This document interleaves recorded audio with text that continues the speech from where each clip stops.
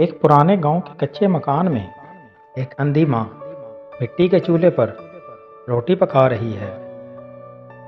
इसके सफ़ेद बाल जूड़े में बंधे हैं, चेहरे पर झुर्रियाँ, मगर दिल में सुकून है। वो तन्हा है, मगर हर लम्हा दुआ में है। दरवाज़ा आस्ते से खुलता है। अली दाखिल होता है। 22 साला नौजवान, गंदमी रंग, छोटे स्याह बाल, हल्की दाढ़ी, सफ़ेद शलवार कमीज में, चेहरे पर थकन मगर प्यार भरी मुस्कुराहट है। माँ आवाज से पहचानती है, बेटा आ गए। अली चुपचाप बैठ जाता है। माँ हाथ बढ़ाकर इसका चेहरा महसूस करती है। थके लग रहे हो मेरा बेटा। अली धीरे से बोलता है, अम्मी आज फिर नौकरी नहीं मिली। लोगों ने कहा अंधी माँ वाला जमादार नहीं हो सकता। माँ के चेहरे पर एक लम्हे को दुख छा जाता है, मगर फौरन मुस्कुरा देती है। माँ रात के अंधेरे में जाए नमाज पर बैठी आंसू बहा रही है।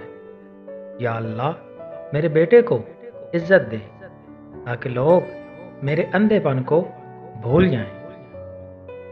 दूसरी तरफ अली जाग रहा है। पुराने मोबाइल पर वीडियो देखकर काम सीख रहा है। मोमबत्ती की रोशनी में पसीना चमक रहा है। सुबह के वक्त माँ कहती है, बेटा मैंने रात को ख्वाब में रोशनी देखी थी। लगता है तुम्हारी मेहनत रंग लाएगी। अली मुस्कुरा देता है, अम्मी आपकी दुआ ही रोशनी है। चंद दिनों बाद अली का पहला ऑर्डर मुकम्मल होता है। वो खुशी से माँ के कदमों में बैठता है। अम्मी मैंने कमाई की है। माँ के चेहरे पर फख्र के आंसू आ जाते हैं। वक्त गुजरता है। अली का छोटा सा कारोबार बड़ा बन जाता है।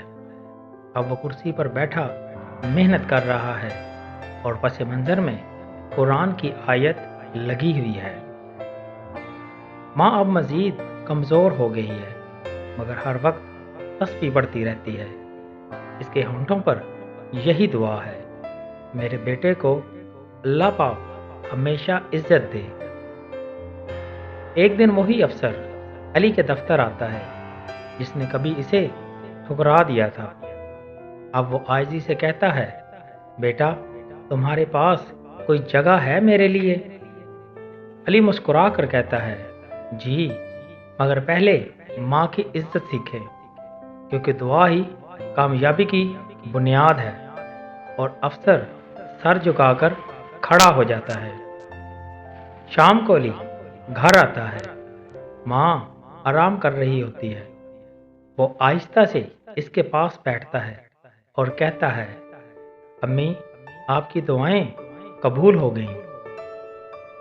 माँ आंखें बंद करके मुस्कुराती है, बेटा अब मैं रोशनी महसूस कर सकती हूँ। अली हैरान होकर कहता है, अम्मी आप देख सकती हैं? माँ कहती है, नहीं बेटा, मैं दिल की रोशनी की बात कर रही हूँ। माँ अपने बेटे के चेहरे को दोनों हाथों से छूती है। चेहरे पर नूर और लबों पर शुक्र है। दोस्तों, इस कहानी से हमें क्या सीख मिलती है कि दुनिया आंखों से नहीं, दुआ और नीयत से देखी जाती है।